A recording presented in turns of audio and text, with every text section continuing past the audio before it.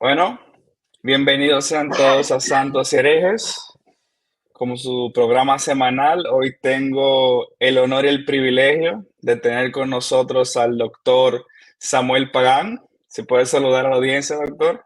Saludos, saludos. Qué placer estar contigo en este diálogo. Qué placer estar en diálogo con todo el pueblo de Dios en todos los lugares que nos van a ver y nos van a escuchar.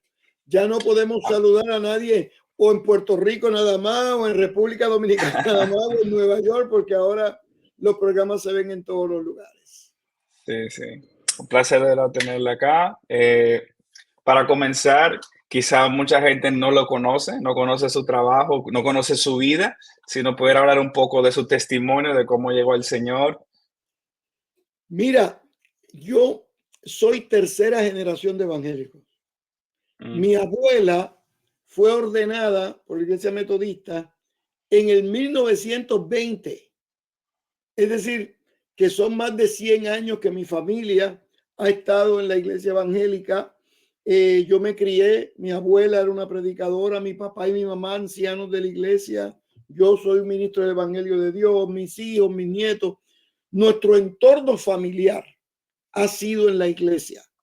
Y yo bromeo con los jóvenes y les digo que todos mis pecados han sido dentro de la iglesia. Fuera de la iglesia yo nunca he pecado. Quiere decir que este ha sido mi mundo. ujú. En la iglesia aprendí la importancia de la fe, el servicio, la importancia de la Biblia, la importancia de mantenerse con integridad, con testimonio. Realmente los valores cristianos fundamentales en mi vida se asocian a mi vida eclesiástica. Toda la vida hemos estado aquí. Amén, gloria a Dios. Yo he escuchado gente que dice, tienes dos tipos de personas, aquellos que le dan gracias a Dios del mundo en que Dios los sacó y aquellos que le dan gracias a Dios porque los preservó. Yo soy de ese último grupo. Amén, amén. Bueno, doctor Pagán, ¿y cómo comenzó su vida académica? O sea, ¿qué lo llamó la atención a meterse en el mundo de los estudios bíblicos? ¿Cómo, o sea, cómo comenzó todo? ¿Cómo comenzó esta trayectoria? Mira, dos elementos importantes. El primero es que cuando pasa el tiempo, uno comienza a evaluar su vida con criticidad y yo descubro que yo tuve dos maestras de escuela bíblica muy importantes en mi vida, porque las dos eran maestras de español o de literatura castellana en la universidad, escuela superior. Entonces, en el mundo de la escuela bíblica, de las reuniones de jóvenes, fue que yo aprendí, por ejemplo, el mundo de Don Quijote de la Mancha. Yo no aprendí en la universidad. Bueno, en la universidad lo estudié más, pero no fui iniciado en la universidad con la literatura española, Shakespeare. O sea, las Shakespeare. maestras de escuelas bíblicas nos abrieron el entendimiento y eso trajo un apetito muy temprano en mi vida por la literatura, por estudiar. Luego llegó a la universidad a estudiar ingeniería química. Yo soy ingeniero químico. Y cuando estaba en la universidad, había un grupo de estudiantes de la Asociación Bíblica Universitaria que tenían reuniones semanales de la ABU, se llamaba. Y cuando yo llegué a la universidad, empecé a relacionarme con ese grupo bíblico. Y empezamos a dialogar, empezamos a celebrar, y comencé a estudiar la Biblia, pero ya no solo desde la perspectiva devocional, sino comencé a estudiar la Biblia desde una perspectiva más sistemática, más temática, más estructurada. Entonces, ese estudio en la universidad fue fundamental para mi formación y para el desarrollo de mi fe. Y así comencé a crecer y a desarrollarme. Me gradué de la universidad y cuando me gradué de la universidad trabajé como ingeniero químico, pero en la iglesia, la denominación mía, yo soy de la iglesia Discípulos de Cristo, hacía falta un pastor interino en una iglesia que estaba en una situación difícil y me enviaron a mí por un mes. Un mes se convirtieron en dos en tres. en 6 meses. Y al año me instalaron en la iglesia como pastor. Y ahí fue que entonces decidí estudiar en el seminario y ahí comenzaron mis estudios académicos sobre la teología en general y la Biblia en particular. Sí, usted es oriundo de Puerto Rico, De ¿verdad? San Juan de Puerto Rico, la isla Boricua, del vecino de encanto. nosotros. Sí, estamos ahí, uno al lado del otro. ¿Y usted dónde se formó académicamente en materia de estudios bíblicos? Mira, después de acabar ingeniería química en la Universidad de Puerto Rico en Mayagüez, fuimos al seminario en Puerto Rico. Cuando me gradué del seminario en Puerto Rico, el decano me preguntó qué quería hacer. Yo le dije, yo quiero estudiar más la Biblia. Entonces me recomendó a estudiar en Princeton y fui a Princeton y hice una maestría ahí en arqueología y teología. Luego que acabé la maestría en Princeton, el decano me volvió a preguntar qué yo quería hacer. Yo quiero seguir estudiando Biblia. Y aquí hubo un elemento muy importante porque él me dice que la escuela rabínica de Nueva York, asociada a la Universidad de Columbia, estaba buscando estudiantes, habían pedido algún estudiante de Princeton y ellos querían recomendarme a mí. Y yo le dije, mira, yo sería mi placer, lo que pasa es que yo no soy judío y yo no tengo los recursos económicos para estudiar en Colombia. Y me dice el decano, yo no te estoy preguntando si tú tienes dinero o si tú quieres ir a Colombia o no, yo te estoy diciendo que yo te voy a recomendar ahí. Tienes esta entrevista y veamos. Y en efecto fuimos allá y tuve muy buena entrevista, yo me sentí muy bien, hasta que el decano de la escuela rabínica se pone en pie, saca una Biblia hebreo antigua, la abre frente a mí y me dice, lee aquí. Entonces a mí como que el cuerpo se me fue, el alma se me fue del cuerpo. Pero cuando yo miro, era Génesis 18, que yo sabía en español, en inglés, en italiano, en hebreo, en arameo, todo. Y cuando yo empiezo a leer, que leo el versículo número 1, cuando voy por el versículo número 2, él cierra la Biblia y dice, usted está aceptado. Y ahí estudié literatura hebrea. Y me doctoré en literatura hebrea. Específicamente, la tesis la hice en el inicio de la literatura apocalipticista.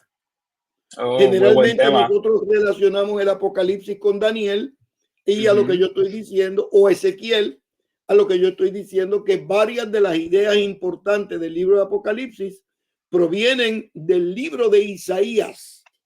Sí, los capítulos 24 al 27, que se conocen tradicionalmente en los estudios bíblicos avanzados como el el Apocalipsis pequeño de Isaías. Apocalipsis de Isaías.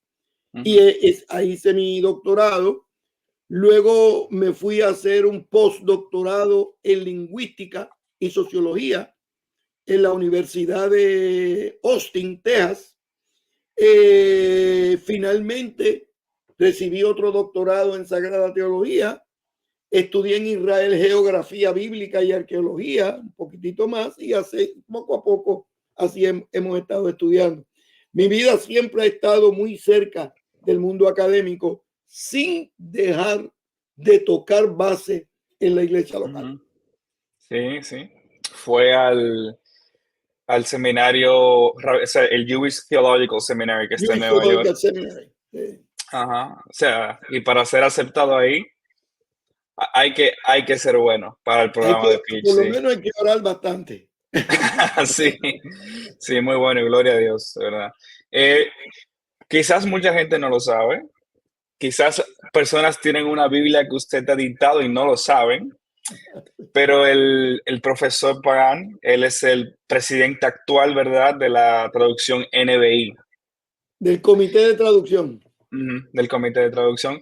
¿Y cómo, o sea, cómo llega usted al mundo? O sea, ya sabemos cómo llegó al mundo académico, cómo llegó a hacer su tesis doctoral, su PhD. Ahora, ¿cómo llega usted al mundo de la traducción Mira, bíblica y eventualmente a ser el presidente del comité de la NBI? Mira, todo fue de una manera paulatina, porque cuando yo acabo mis estudios, yo me veo a mí mismo como un pastor local. Eso es mi futuro, yo lo entendía de esa perspectiva. Me sentía cómodo en la iglesia local. Yo soy un predicador dominical hasta el día de hoy y estaba muy bien hasta que recibí una llamada telefónica del presidente del Comité de Traducción Mundial de la Biblia de las Sociedades Bíblicas Unidas. Me llama el doctor Naida, se llamaba, Eugene Naida. Entonces me llama y me dice, mire, doctor Pagán, yo sé que me han hablado de usted y queremos dialogar con usted. Él sabía dónde yo estaba y me preguntó, ¿pero dónde está usted en este momento? Yo digo, yo estoy en Miami.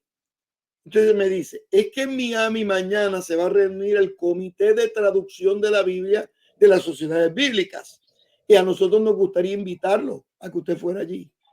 Y yo dije, sí, muy bien, dígame dónde es, yo voy. Y entonces nos dio todo. Yo llego al comité. Mira, llegué feliz al comité, pero asustado, no sabía lo que me esperaba. Cuando me senté en el comité, a los 5 minutos de estar allí, yo me dije, para esto fue que me preparó el Señor. Ya, me percaté que toda mi vida me estaba preparando para ese encuentro con la traducción de la Biblia. Eso fue en el año 1986. Ya temprano en el 87, entonces empecé a trabajar part-time. En el 87, en mayo, comencé tiempo completo con la Sociedad Bíblica.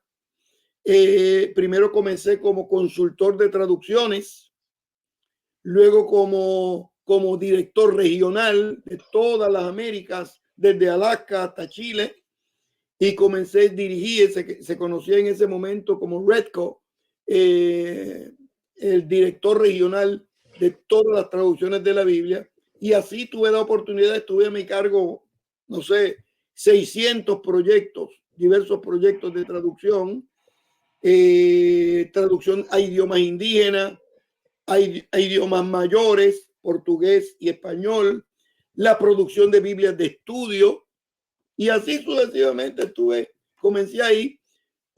Luego salí, luego de los 10, 12 años, salí a Puerto Rico, regresé a Puerto Rico a presidir un seminario.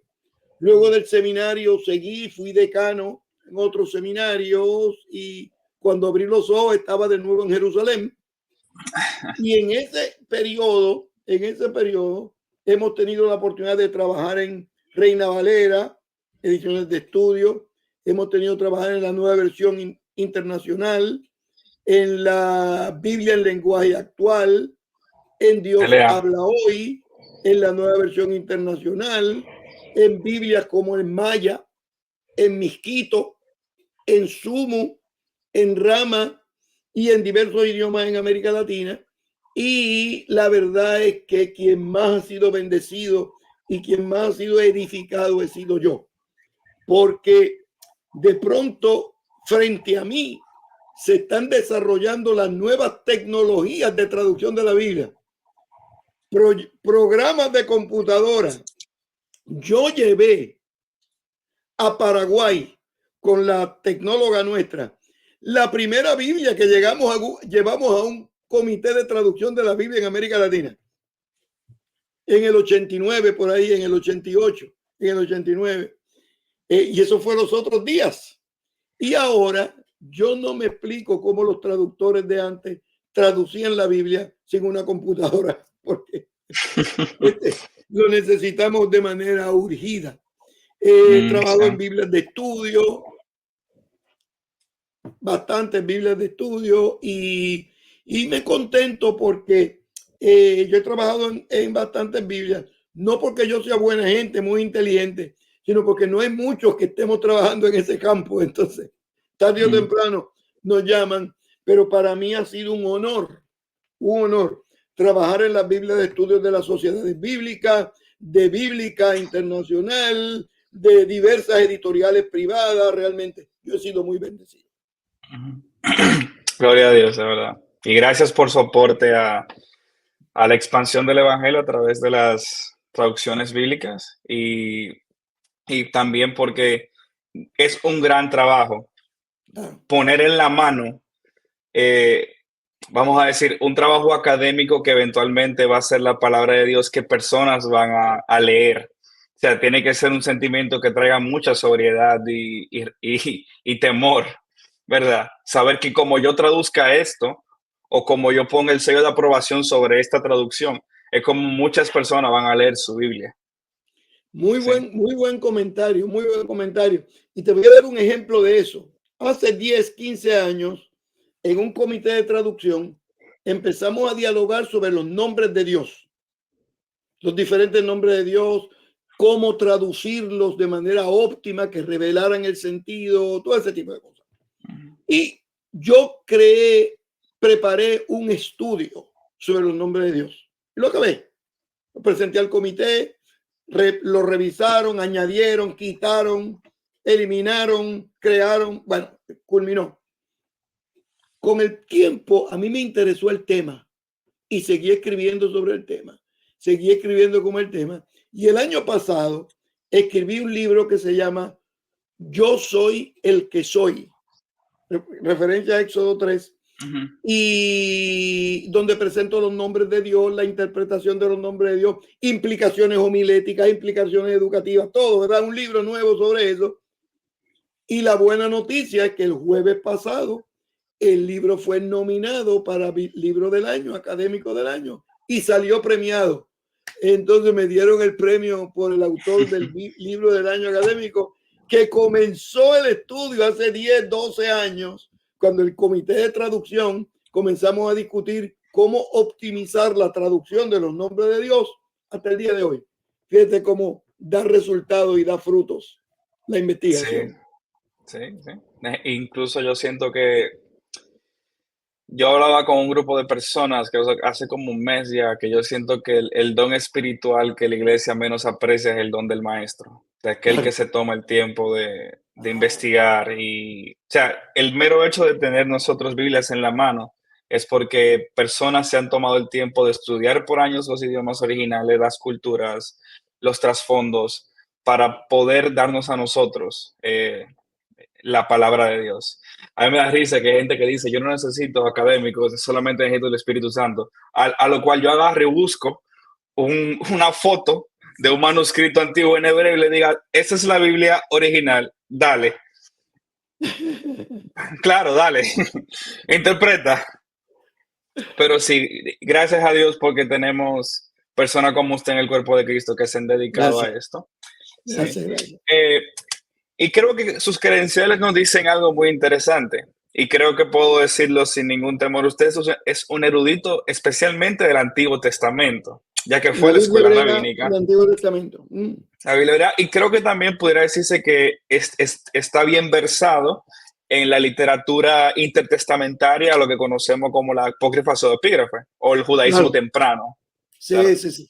Esa es una literatura importante y he estado escribiendo sobre esa literatura deuterocanónica o apócrifa porque es importante, porque esa Sí, estaba en acción en la época de Jesús, en la época de Pablo. claro que sí. Pero entrando en materia ya, lo que nosotros los cristianos llamamos el Antiguo Testamento y los judíos llaman la Biblia hebrea, compone la mayor parte, ¿verdad?, de nuestras Biblias. Disculpe. Perdón. Y yo siento que la Biblia o la escritura que los cristianos manejaban no era nuestro Nuevo Testamento, era el Antiguo Testamento. Y incluso, como dije, gran parte de nuestra Biblia es eso. El Nuevo Testamento son 27 libros, la mayoría súper cortos, mientras que la Biblia hebrea, si usamos el canon protestante, son 39 y son bien extensos todos. Y yo siento que nosotros los cristianos somos muy negligentes a la hora de estudiar el Antiguo Testamento, que es muy importante. Y yo quisiera preguntarle, eh, o sea, de todos los libros en los que usted ha trabajado, ¿cuál le causa mayor interés tanto académico como pastoral? Muy buena pregunta. Lo primero que te digo es lo siguiente. Mira, el Antiguo Testamento y la Biblia hebrea son casi lo mismo, casi. Y las diferencias son dos. En primer lugar, el orden de los libros, el orden. Sí. La Biblia hebrea se divide en tres grandes secciones. El Pentateuco o la Torá, los profetas, Neviín, y los escritos. Todo el resto del Antiguo Testamento. Ese es el acercamiento hebraico. Las Biblias cristianas tienen el Pentateuco, tienen los libros históricos, tienen los libros poéticos y tienen los libros proféticos. Entonces ya el orden de los libros es diferente. Y te voy a dar un ejemplo que cómo el orden afirma también las teologías. La última afirmación en la Biblia hebrea, en Segunda de Crónicas. Y la última afirmación hebrea es que un día Dios va a liberar al pueblo de Israel que está en el exilio para que vuelvan. Eso es lo último que se dice. Lo último que dicen las Biblias cristianas en el orden cristiano es que el Mesías va a venir y que antes que venga el Mesías va a venir alguien, un precursor, abriéndole el camino. Ya el orden te da las teologías. Según la teología judía, están esperando todavía regresar al templo. Según la teología cristiana, ya el templo pasó, estamos esperando al Mesías. Entonces, cuando vemos el texto bíblico, hay varios libros de gran importancia académica y también teológica y pastoral. Por ejemplo, los Salmos. Se dividen en 5 libros de Salmos. Entonces hay una virtud poética. Y recuerda que la poesía, cuando no habían teléfonos inteligentes para que nosotros no tuviéramos que memorizar, la memoria era la que nos ayudaba y la gente se aprendía los textos de memoria. Y la poesía nos ayuda en eso. Entonces, ese es un libro que tiene una virtud académica. La traducción de la poesía no es como la traducción de una narración. La poesía, las palabras tienen más de un nivel de sentido. Hay imágenes literarias, hay insinuaciones, se dicen cosas, se insinúan cosas, se imaginan cosas en la poesía. En la narración es lo que hay, un género narrativo, ya. Entonces, en ese sentido, los salmos se convierten en un tipo de literatura extraordinaria que nos permite a nosotros entender más.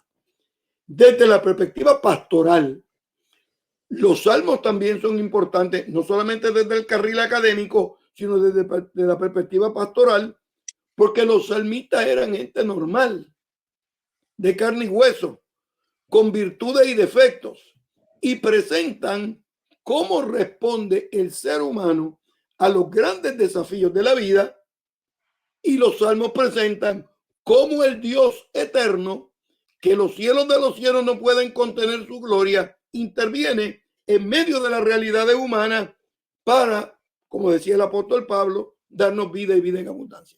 Es decir, libros como el de los Salmos tienen virtudes académicas y virtudes pastorales. Libros como el de Isaías, una poesía extraordinaria. Isaías debe haber sido un genio, un hombre extraordinario. Libros como el de Éxodo, muy importante teológicamente hablando. Y así que cada uno tiene sus libros particulares. Jesús de Nazaret tenía sus libros. Por ejemplo, citaba a Isaías con regularidad, los Salmos y Deuteronomio. Las tentaciones en el desierto, Deuteronomio de arriba abajo es lo que le cita. Y también en la resurrección. Las 7 palabras de la cruz eran salmos. Sí. También en la resurrección, el camino de Maús, cuando él se encuentra con los discípulos, le explica desde la ley de Moisés, los salmos y los profetas, las cosas que hablaban de él de antemano. Sí. Si Jesús leyó su Antiguo Testamento, nosotros también tenemos que leerlo, ¿verdad? Claro que bueno, y siempre yo le digo en broma y en serio a las congregaciones que la única Biblia que Jesús de Nazaret tuvo frente a sí era el texto hebreo, la Biblia hebraica. Jesús nunca leyó el Nuevo Testamento. Eso se oye, ¿verdad? Raro, ¿verdad? Jesús nunca fue cristiano. O sea, el cristianismo vino después de la resurrección. Y el claro. Nuevo Testamento viene después de la conversión de Pablo. O sea que Ujú. Jesús estuvo al día en su comprensión bíblica, que era la Biblia hebrea. Y también, o sea, que a veces nosotros los cristianos separamos el judaísmo, o sea, que Jesús era un judío del primer siglo. Y Claro. los romanos percibieron el cristianismo como una rama del judaísmo de aquel entonces. Si Jesús no es el Mesías de Israel, no es el Salvador del mundo. Es muy importante que entendamos eso, sí. Em, y ok, tenemos esta colección de documentos del mundo antiguo que es la Biblia hebrea. ¿Qué importancia, usted habla un poquito de las implicaciones pastorales de los salmos, pero qué lecciones nos da el Antiguo Testamento, una colección escrita ya miles de años atrás, a nosotros cristianos del siglo XXI? Mira, en primer lugar, da afirmaciones teológicas extraordinarias. El Dios bíblico tiene una serie de características que son necesarias el día de hoy. Número uno, es un Dios creador. El mundo que vivimos no es producto de la casualidad. El mundo en que vivimos, la naturaleza, no es el resultado de la buena suerte que nosotros hemos tenido. Hay un plan bien hecho y elaborado. Y la Biblia dice que ese plan elaborado, bien hecho, el texto de Génesis dice que vio lo hecho cuando lo creaba, que era bueno. El Dios bíblico creó un buen mundo. Esta afirmación teológica tiene implicaciones contemporáneas porque nosotros debemos respetar la creación de Dios. Sí. Debemos evitar la contaminación. Debemos evitar herir la naturaleza porque tarde o temprano la naturaleza se reorganiza y nos hace daño a nosotros mismos. Y un ejemplo que te pongo es las casas que se construyen al lado de los cuerpos de agua. Mm. Nosotros pensamos que eso va a durar ahí 1000 años, pero las corrientes de las aguas varían, las mareas de los mares varían. Entonces el agua, el océano pide su espacio. Entonces, no es que Dios lo haya hecho mal, es que nosotros hemos estado actuando de manera administrativamente imprudente. Ujú. Es lo primero, Dios creador. Otra afirmación teológica importante para el día de hoy. El Dios bíblico es un Dios libertador. Dios odia las cadenas, aunque sean de 24 quilates. Mm. Toda cadena que le impide al ser humano, que le impide a las personas, que le impide a la sociedad, que le impide a los pueblos llegar a ser lo que Dios quiere que sean, no proviene de Dios. Es decir, tenemos un Dios creador, tenemos un Dios libertador, y esos dos vectores mayores son los que se manifiestan en el Antiguo Testamento, Nuevo Testamento, que tienen implicaciones el día de hoy. Un tercer nivel, y con este culmino, porque hay muchos otros temas, pero culmino con el tercero, es que no solamente es creador, no solamente es libertador, sino que también es perdonador. El Dios Sí. bíblico tiene la capacidad de perdonar. Los salmos, ten piedad de mí, oh Dios, conforme a la multitud de tus piedades. Es decir, que Los cuando profetas leemos también. cuando leemos el Antiguo Testamento, descubrimos valores que rompen los linderos del tiempo y llegan a la sociedad contemporánea. Ujú. Sabe, yo tuve la oportunidad una vez de hablar con un grupo de personas sobre la aplicación actual de los profetas. Y yo, porque muchas de sus profecías, vamos a decir, ya llegaron a cumplirse porque hablaban del exilio y cuando iban a hablar del exilio. Pero me encanta, por ejemplo, cómo podemos ver el corazón de Dios para un pueblo rebelde, que por ejemplo, Isaías cuando comienza, escuchen, oh cielos, escuchen, oh tierra, vamos a ponernos de acuerdo. Si tu pecado fuere como el carmesí, yo lo emblanqueceré como la lana. Uno ve, por ejemplo, los profetas menores siempre llamando a Israel. O sea, es el pueblo rebelde y un Dios que los persigue a que vuelvan a ellos. Y esa es nuestra historia, si somos honestos como cristianos. Le hemos dado la espalda a Dios y Dios sigue detrás de nosotros diciendo arrepiéntanse, vuelvan a mí. Yo Muy creo que buen comentario. Muy buen esa es la, comentario. esa es la belleza para mí es una de las cosas más bellas que nos enseña el Antiguo Testamento, un Dios que quiere una relación con nosotros, aun cuando nosotros le corremos. Ah, muy bien, Sí, muy buen comentario. sí. Muy buen comentario. Y hablando ya de aquí, tengo su Ah, trabajo de la introducción a la Biblia hebrea. De verdad que no lo he leído entero, elogiado, y hay muchas cosas que apreciar. O sea, tengo varias introducciones, pero esto me ha interesado mucho.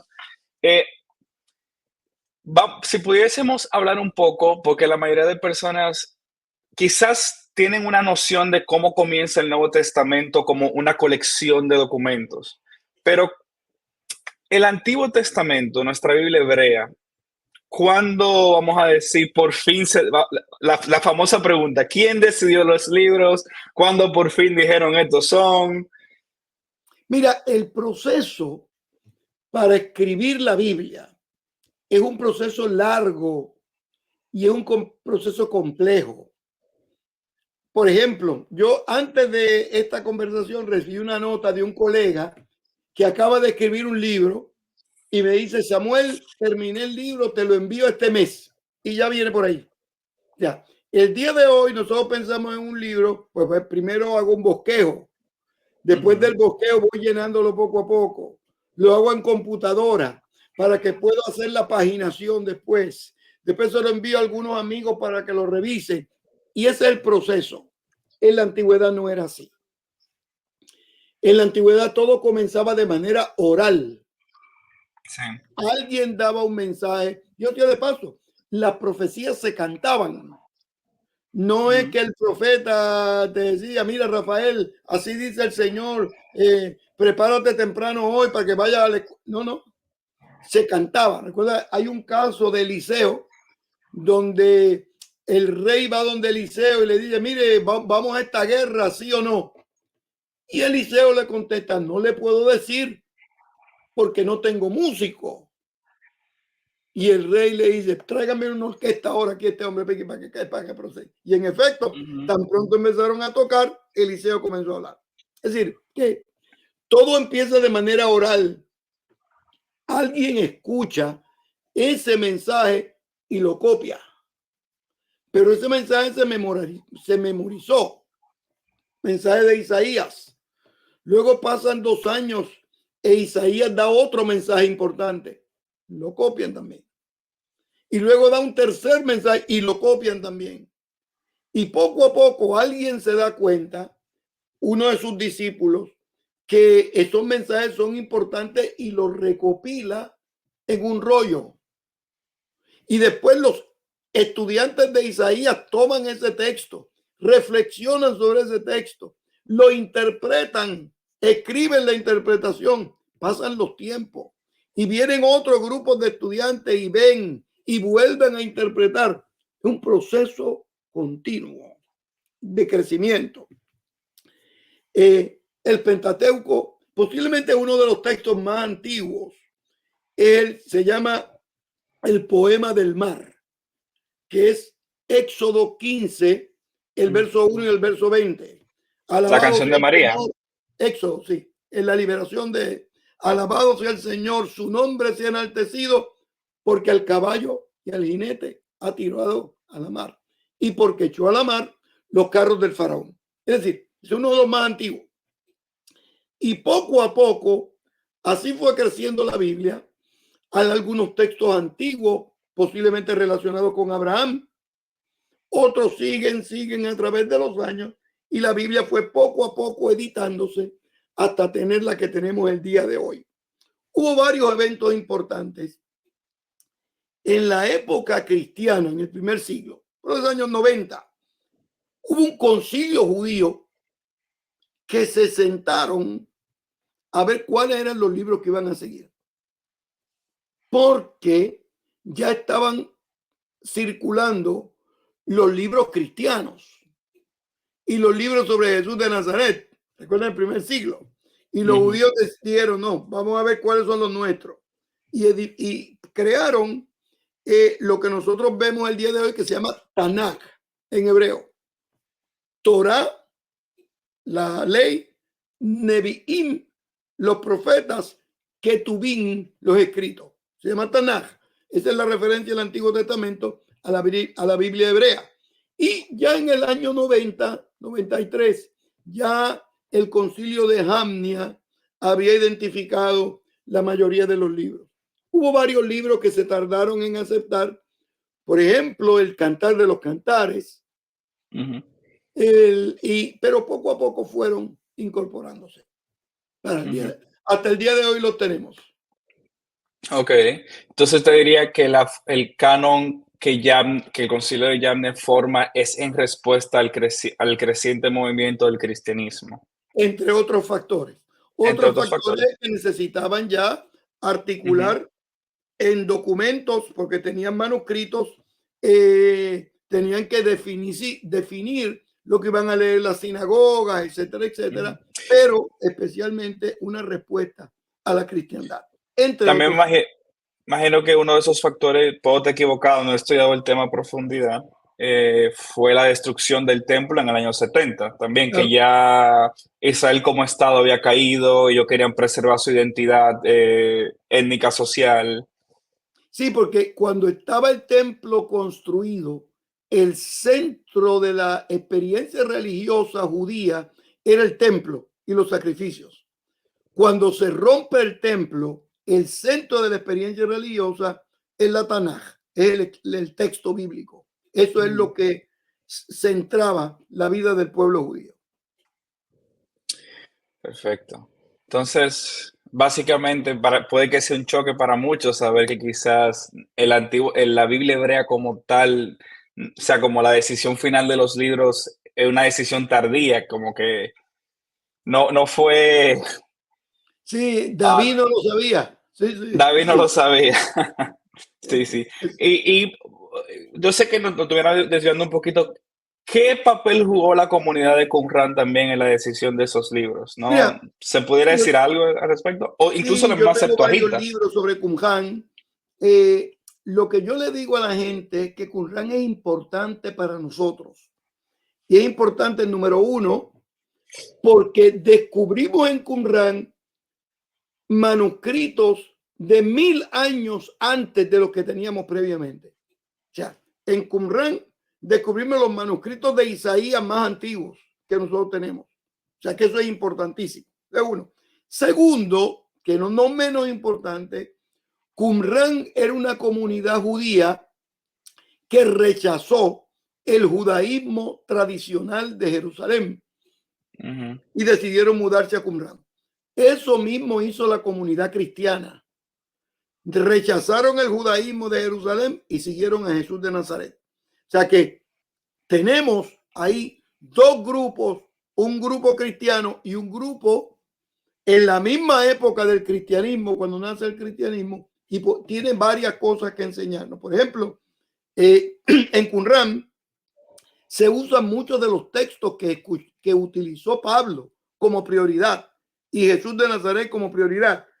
Por ejemplo, cuando se evalúa Habacuc, y en Habacuc, capítulo 2, verso 4, el texto bíblico dice, el texto en hebreo dice, mas el justo por la fe vivirá. Según Pablo, es la fe en Jesús de Nazaret. Pero según el maestro de justicia en Qumran, es la fe en el maestro de justicia. Es la fe en los líderes locales. Es decir, el mismo texto, el mismo contexto histórico y teológico, pero interpretado de diferente manera. Uno lo aplica a Jesús, los cristianos, y otros lo aplican al maestro de justicia, que era el líder de la comunidad de Qumran. Recientemente yo estaba hablando con el doctor Reutemann, el curador de los rollos del Mar Muerto allá en Jerusalén. Y sí, estábamos hablando de la importancia de cómo, o sea, de cómo los rollos del Mar Muerto informan mucha de la teología cristiana incluso. Es muy interesante. Quizá Bermesh también ha participado mucho en ese trabajo. Y quizá como para terminar el tema de la formación, ¿qué papel jugó la Septuaginta? ¿Y por qué la Septuaginta vino a ser tan usada por los primeros cristianos? Mira, recuerda que el mundo del judaísmo no estaba cautivo en Jerusalén. El lugar formal del judaísmo estaba en Jerusalén y de ahí hacían todo. Pero había judíos importantes como Jesús de Nazaret en la Galilea. y había grupos judíos en lo que conocemos actualmente Turquía. Por ejemplo, Tarso. Pablo viene Tarso, De Tarso. Pero uno de los lugares más importantes del judaísmo del exilio era en Alejandría. Y en Egipto. Alejandría, poco a poco, fueron perdiendo el uso del hebreo y del arameo en el hogar y empezaron a hablar griego, que era el idioma del imperio. Entonces, al comenzar a hablar el griego, comienzan a leer griego y desarrollan la traducción de la Biblia los años 250 antes de Cristo, más o menos, y traducen la Biblia al griego. Y de esas Biblias tenemos unos cuantos, la Biblia en griego antiguo, pero la más famosa es la Septuaginta. Y hay varias leyendas judías de que se reunieron 70 rabinos, tradujeron la Biblia en 70 días y cuando compararon las traducciones eran las mismas todo el tiempo. ¿Entiendes? Que indica el respeto que tenían al texto bíblico.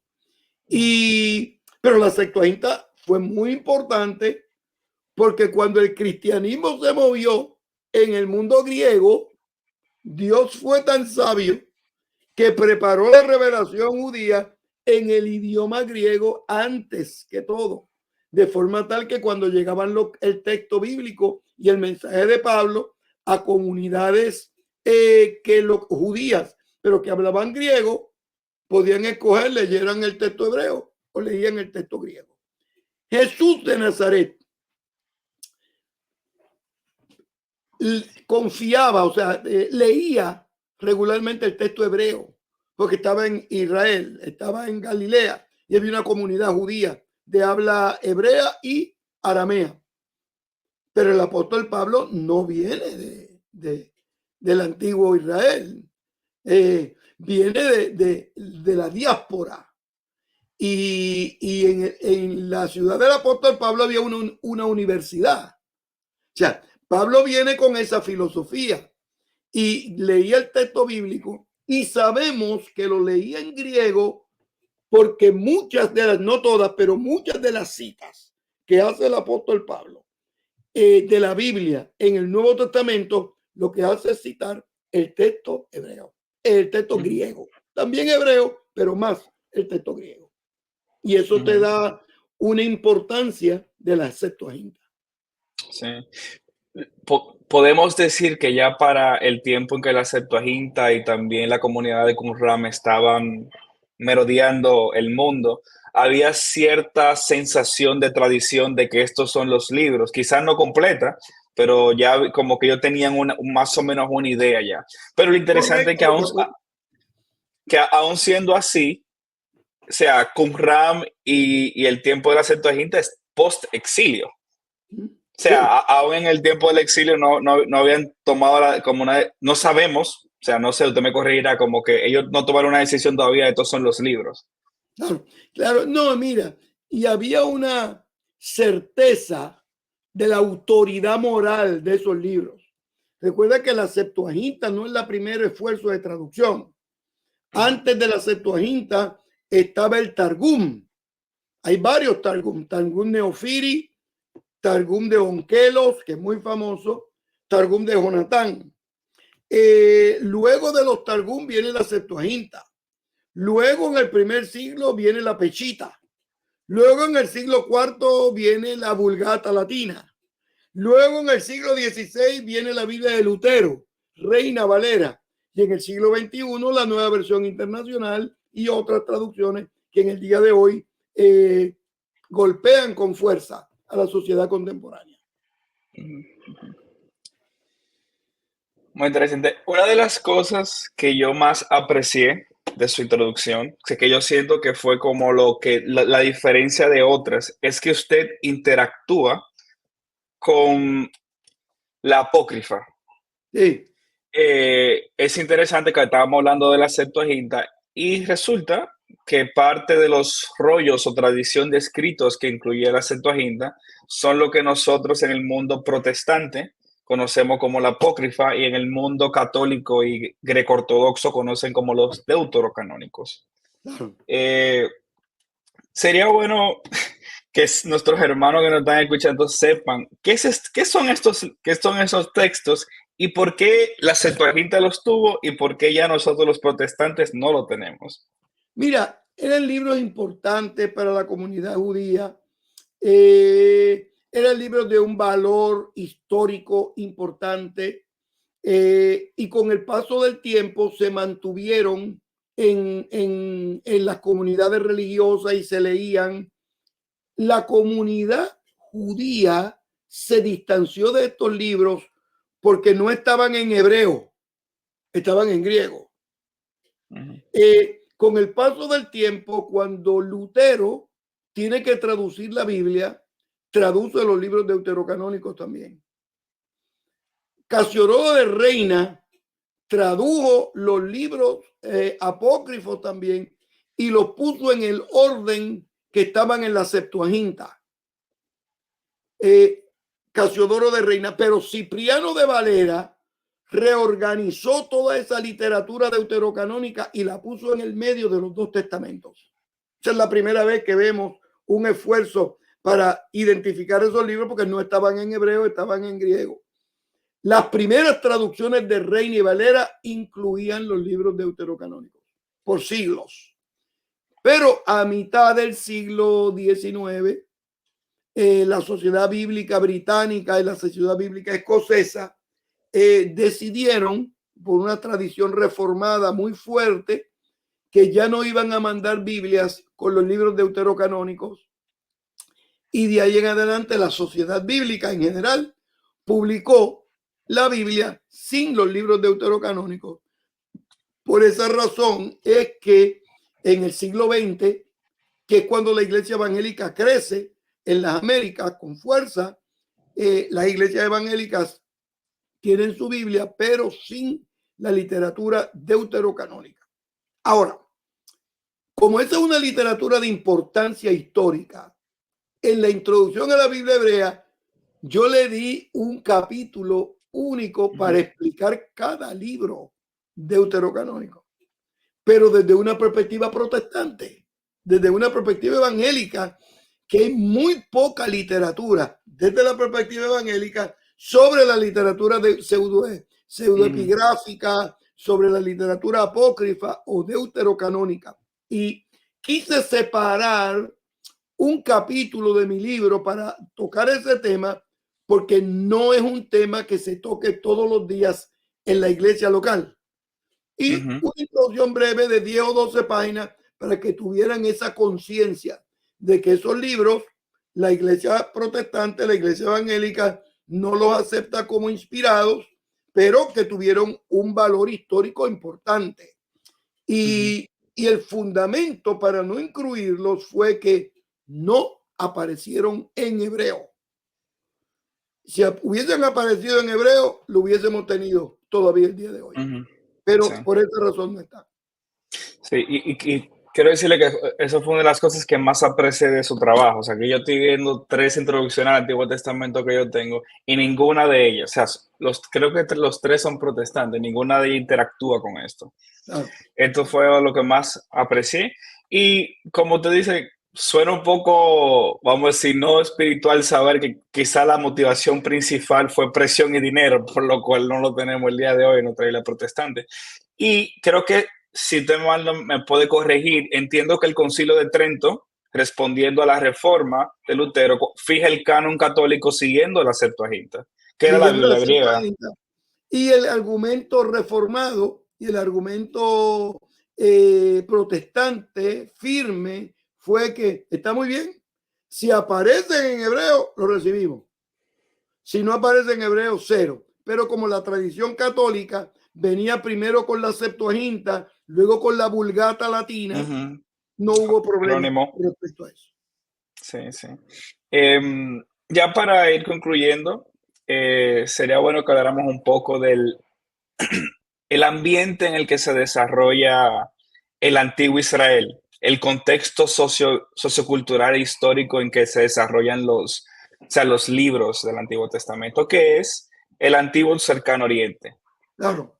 A mí me gustó que también usted le dedicó una parte en el libro a hablar de las civilizaciones que rodeaban Israel, Egipto, Mesopotamia, Babilonia, los hititas, los griegos, porque nosotros cuando leemos la Biblia tenemos que entender que esto suena difícil para mucha gente entenderlo. Los antiguos israelitas tenían más en común con los antiguos babilónicos que con los cristianos del siglo XXI.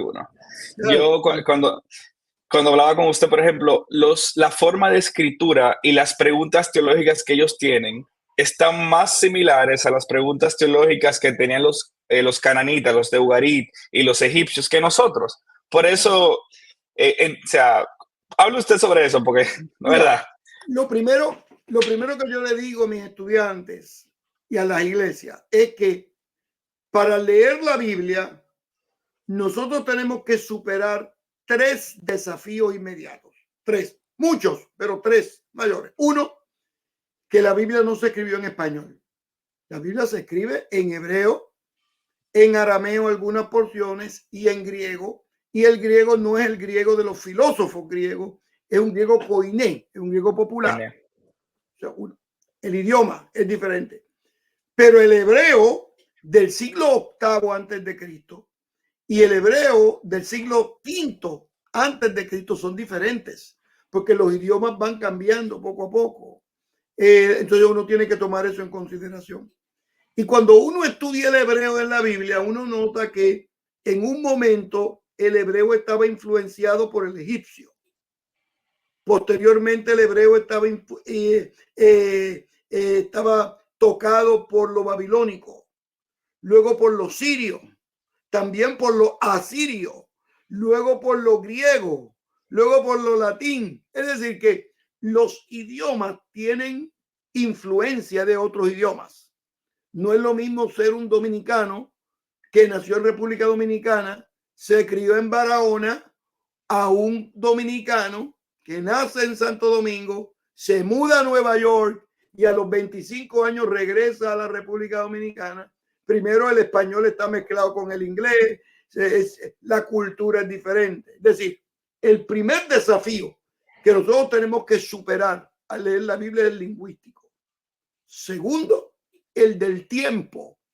La Biblia no se escribió la semana pasada. La Biblia se escribe mucho tiempo desde el siglo XVIII antes de Cristo hasta el siglo I de la era cristiana, Antiguo y Nuevo Testamento. Uno, aspecto lingüístico. Dos, aspectos de tiempo históricos. Y tres, aspectos culturales. La Biblia no revela la literatura y la cultura latinoamericana. No revela la cultura puertorriqueña, no revela la cultura dominicana. Es un mundo diferente. Por eso es que al comenzar el libro de la introducción a la Biblia hebrea, yo tuve que presentar el mundo del Oriente Medio. Este mundo que afectaba a Israel, afectaba sus preguntas, afectaba su política, afectaba su milicia, afectaba su existencia. O sea, entender ese mundo y esa cultura es fundamental para nosotros poder entender el texto bíblico. Y para darte un ejemplo sencillo, nosotros tenemos en el libro de Apocalipsis que se habla que la bestia tenía 10 cuernos, 10, no 6 cuernos, no 23 cuernos, 10, bien hecho, completo, 10. Pero en el cuerno número 10 le salió un cuernecito. En el Nuevo Testamento, el cuerno es símbolo de poder, de autoridad, porque es una alusión al Imperio Romano. En el Antiguo Testamento, el cuerno es símbolo de salvación, porque las mesas de sacrificios, cada una de las esquinas, tenían una elongación, algo que salía que era en forma de cuerno. Si alguien era perseguido, se metía en un lugar de culto, agarraba un cuerno, había que perdonarle la vida. Por eso es que en el Salmo habla y dice: Señor, tú eres el cuerno de mi salvación. Símbolo de salvación. Pero en el día de hoy, uno va a Texas y el mejor regalo que se le hace a un joven el día antes de casarse es un par de cuernos largos. Porque en Texas los cuernos son símbolos de virilidad, de fuerza, de tener muchos hijos. Pero si usted va con esos mismos cuernos el día antes de un matrimonio a una comunidad latinoamericana, se entiende de manera diferente. Porque los Así. cuernos desde el medievo en España y en América Latina son símbolos de infidelidad matrimonial. Por eso es que en las notas marginales, cuando aparece cuerno, tenemos que poner una notita a explicar ese detalle cultural. Claro, claro, claro. A Pequeño mí detalle. también, sí, también, por ejemplo, un ejemplo que a mí me gusta mucho cuando se trata de entender a Israel en su contexto. Por ejemplo, el famoso Génesis 1, creo que lo hablamos ayer. Génesis 1 tiene más en común con el Enuma Elish, con los cuentos creacionales egipcios, que con nuestras preguntas científicas del día de hoy. Las preguntas son más teológicas que científicas. Y te voy a dar la afirmación teológica importante. Mira, en el Enuma Elish es un poema de creación antiguo, Mesopotamia. La creación es producto de la pelea de diferentes dioses. La guerra cósmica. Sí. Y cuando los dioses pelean, por un lado salió el cielo, por otro lado sale la tierra, por otro lado salen los humanos. El texto bíblico lo que quiere decir es que el Dios bíblico no tiene que pelear con nadie para crear. Solamente su palabra crea. Y crea de manera ordenada. 7 días, símbolo de perfección. Y cada día tiene una misma estructura que culmina diciendo todo lo que Dios hace es bueno. Es una estructura extraordinaria. Y para el autor de Génesis 1, toda esta literatura tradicionalmente relacionada con Moisés, no están pensando en el Big Bang y en la... Nada No, de no. eso. Solamente hay una afirmación teológica. La creación del mundo no fue el resultado de la pelea con nadie, ni la explosión cósmica inicial. La creación es producto de la voluntad, la autoridad y la creatividad de Dios. E incluso cuando se habla, nosotros no percibimos esto a simple vista, cuando habla que el Espíritu de Dios se movía sobre las aguas, era básicamente que Él tiene dominio sobre las fuerzas del caos, porque para ellos el mar era una fuerza del caos. Y eso es lo importante de leer. Muy buen comentario. Por esa razón, en el Apocalipsis, al final de los tiempos, Génesis 1, Dios crea los cielos y la tierra. Apocalipsis 21 y 22, cielos nuevos y tierra nueva. Entonces, la afirmación teológica detrás de los cielos y la nueva tierra es que allá no va a haber llanto, ni tristeza, ni dolor, porque las primeras cosas pasaron y el mar va a ser de cristal. Es decir, todo lo que nos se desorganiza, todo lo que nos amedrenta y nos asusta va a estar calmado. Y añade, y las calles van a ser de oro. Es decir, no va a haber droga, no va a haber coronavirus, no va a haber desesperanza, porque las primeras cosas pasaron. Por eso podemos decir Maranata, ven Maranata. Señor Jesús. Ven, Sí. Señor Jesús. Ya para terminar, porque no quiero quitarle más tiempo, doctor Pagán, usted lo mencionó al principio, los diferentes géneros literarios, o sea, de forma corta, cómo se dividen, cómo hay que leer esas literaturas. La Biblia tiene 2 grandes géneros literarios, el narrativo y el poético. Pero debajo de cada uno de ese género hay narraciones culturales, hay narraciones biográficas, hay narraciones de guerras, hay diversos tipos de narraciones. Y desde la perspectiva poética, hay poemas que hablan, son poemas dedicados a Dios, a las crisis que tienen las personas, poemas dedicados a los llamados divinos, el de Isaías 6, poemas dedicados a juicio de Dios, todo el juicio a las naciones, todo en poema, poemas dedicados a la cultura, como el Cántico del Mar. Es decir, 2 grandes secciones literarias, pero dentro de cada una de esas secciones hay diferentes subgéneros. El Dios bíblico revela la escritura e inspira la escritura y lo hace bien hecho. Y la poesía juega un papel protagónico porque nos ayuda a memorizar. Por ejemplo, ¿quién se memorizaba el Salmo 119. Larguísimo. Pero el Salmo se ha hecho en una estructura alfabética o alefática en hebreo, y esa estructura alefática nos permite memorizar Aleph, lo primero, Bet, segundo, Gimel, y así de esa manera es fácil la memorización. No fue casual, estuvo bien hecho. No fue casual. Sí, sí, y interesante, por ejemplo, cuando leemos las narrativas, suena a la gente como que le choca un chin, pero es como que parecen más novelas. De cierta forma, tú tienes personajes, tienes problemas, tienes resolución de conflicto y tiene un final que es como que ellos se están tomando ciertas libertades literarias para contar cosas que pasaron, se pudiera decir de esa manera. Claro.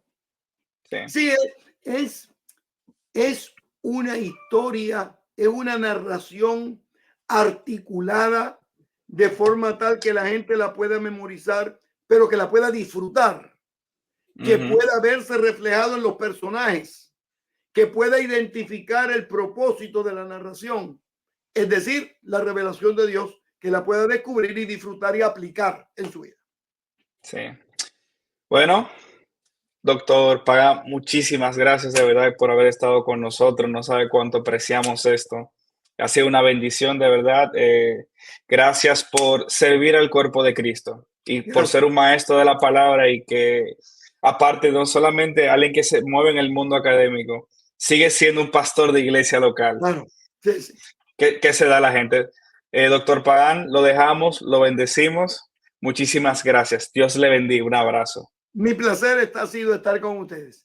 O como se diría en hebreo, leit raot. Hasta la vista. Amén. Gracias, doctor.